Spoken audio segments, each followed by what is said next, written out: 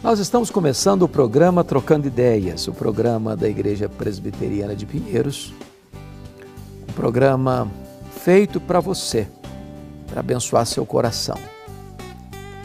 Um programa que tem como propósito responder às perguntas que nos são enviadas. Se você tem perguntas e gostaria de vê-las contempladas aqui, mande para nós. Temos muito prazer em respondê-las aqui no programa. A Igreja Presbiteriana de Pinheiros é pastoreada pelo reverendo Arival Dias Casimiro, um amigo precioso, um homem de Deus, um líder que tem influenciado a nossa geração. Eu tenho o privilégio de cooperar com ele no pastorado desta promissora igreja. Se você mora em São Paulo, na capital, na região metropolitana, e está procurando uma igreja bíblica, missionária, acolhedora, viva, alegre, que cuida de famílias, nós queremos ser a sua igreja. Venha para cá, se você está desigrejado, nós gostaríamos de acolher você e acompanhar você nessa linda jornada da vida cristã. Eu gostaria então de dar início às respostas às perguntas que nos foram enviadas. E hoje eu quero tratar aqui de 3 perguntas. A primeira delas é a seguinte: Pastor, eu posso orar a Deus pedindo perdão pelos pecados de meu filho ou de meus filhos? A resposta é pode e não pode. Vamos entender. Nós podemos, coletivamente, como família, confessar os nossos pecados. Você encontra isso em Neemias capítulo 1, em Daniel capítulo 9. Quando você confessa o seu pecado e o pecado do seu povo, da igreja, da nação, da sua família, está certo, está certo. Eu posso sim, eu devo. Agora, nós não podemos confessar os pecados dos nossos filhos achando que, ao confessá-los, isenta os filhos se arrependerem. Como se houvesse uma espécie de transferência. Uma vez que nós confessamos, eles não precisam confessar. Uma vez que nós confessamos, eles não precisam se arrepender. Não, aí é impossível. Porque cada um dará contas a Deus pela sua própria vida. Então, como culpa coletiva, nós devemos confessar. Nós pecamos conquanto pessoa, nós pecamos conquanto família, nós pecamos conquanto igreja, nós pecamos conquanto nação. Como membro desses agrupamentos, nós confessamos coletivamente. É bíblico. Mas não no sentido de isentar o outro de culpa. Então, se nós confessamos, o outro está resolvido, mesmo que ele não se arrependa, mesmo que ele não confesse os seus pecados. Nesse sentido, não é possível. Segunda pergunta. Pastor, com tantas coisas ruins acontecendo, o fim dos tempos próximo, o senhor acha que ainda devemos ter o desejo, planos de casar e ter filhos? Eu acho. Porque não casar e não ter filhos porque os dias são difíceis é duvidar da providência de Deus. Deixa eu ilustrar isso. O povo de Israel vivia no Egito, debaixo de uma amarga escravidão. Eles eram servos, escravos. Os filhos eram ferramentas de trabalho num regime de opressão. Se não bastasse isso,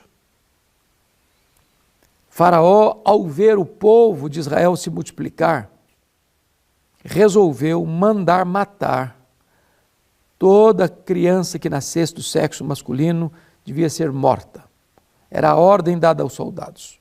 Mais tarde, essas crianças foram também ordenadas a ser jogadas no Nilo para os crocodilos comerem. Bom, o tempo era de opressão. Mesmo nesse tempo, Amrão e Joquebede se casam e têm filhos. E o que vai acontecer? O caçula da família, ao nascer, os pais esconderam o menino, não podendo mais esconder em casa. A Joquebede faz um cesto de betume, calafeta, bota o menino dentro do cesto, fecha, bota a irmã mais velha, que o caçulinha, a Miriam, para ficar vigiando o cesto, rio abaixo. O que acontece? A filha do faraó encontra o cesto com as suas moças tomando banho. A Miriam recomenda a filha do faraó para encontrar uma mãe, para receber um salário para cuidar do menino. Quem vai ser a mãe? A própria Joquebede. Depois de desmamado o menino, vai ser criado no palácio do faraó, como filho do faraó. E o menino, Moisés, vai se transformar no libertador do seu povo. Então não é porque os dias são difíceis que você não deve se casar, não. Você precisa casar, a não ser que você tenha o dom do celibato. A não ser que você entenda que Deus tem um propósito na sua vida como solteiro, como o apóstolo Paulo, que em virtude do ministério que ele exercia, preferiu não casar. Mas o casamento é uma bênção de Deus e uma ordenança de Deus. Não é bom que o homem fique só. Ter filhos, você precisa entender que você vai criar os seus filhos, você vai cuidar dos seus filhos. E é uma promessa.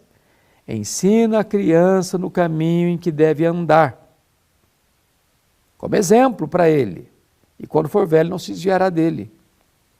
Aquilo que está no seu coração, o amor a Deus, precisa ser inculcado no coração dos filhos.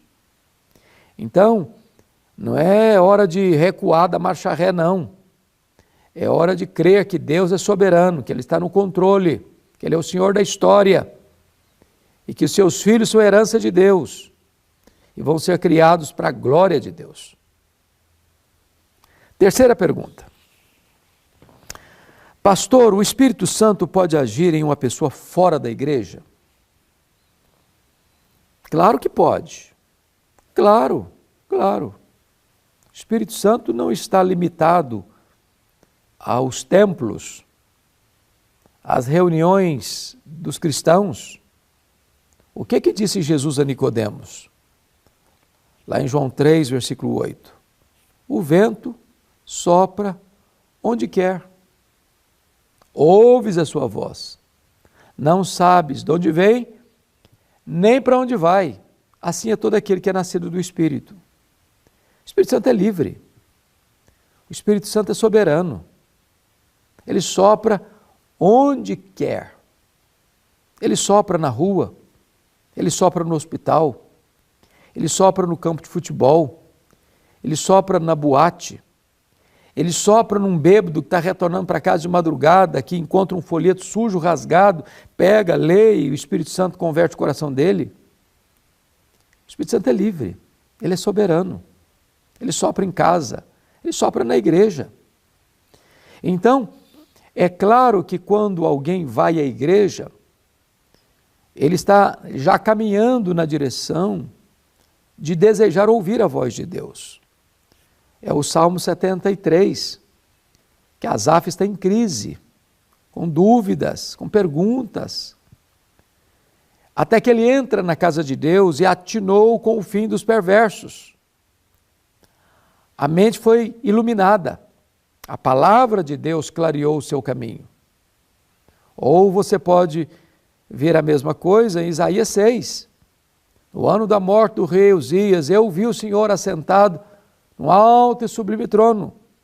As crises da vida podem ser resolvidas quando você entra na casa de Deus, compreende a soberania de Deus, a santidade de Deus, quando você é confrontado pela palavra e reconhece que você é pecador, quando você também entende a pregação da graça e encontra o perdão de Deus, e quando você escuta o apelo de Deus para abraçar a obra missionária, e escutando a voz, quem irá por nós?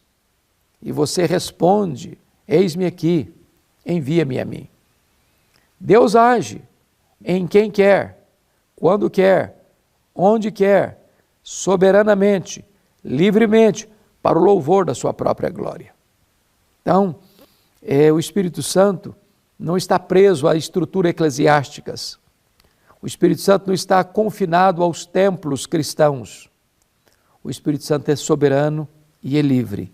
Ele age onde quer, em quem quer, quando quer, da forma que quer, para o louvor da glória de Deus. Pois bem, gente, este é o programa Trocando Ideias. Se você tem suas perguntas, mande para nós. Agora eu quero reiterar o meu convite a você, para vir nos fazer uma visita na Igreja Presbiteriana de Pinheiros. A igreja fica na Avenida Doutora Ruth Cardoso, 6.151, ao lado da Ponte Cidade Universitária. A igreja está de portas abertas a semana toda. Só no domingo nós temos 4 cultos e 2 escolas bíblicas dominicais, de 8 da manhã às 7 da noite. Conexão com Deus toda segunda, Mulher Esperança toda terça, 2h30 da tarde, culto quarta, culto quinta, culto sexta, culto a semana toda. A igreja está de portas abertas. Somos uma igreja viva, missionária, acolhedora, bíblica. Não inventamos moda, pregamos a palavra. Se você ama a palavra, venha participar conosco. Se você deseja, e encorajamos isso, você pode acompanhar toda a programação da igreja, se inscrevendo no canal do YouTube da igreja e participando das programações 24 horas por dia na IPP TV. Então, queremos ser uma igreja abençoadora para você e para a sua família. Nossa gratidão por estar conosco aqui no programa e um grande abraço e até o nosso próximo programa, se Deus quiser.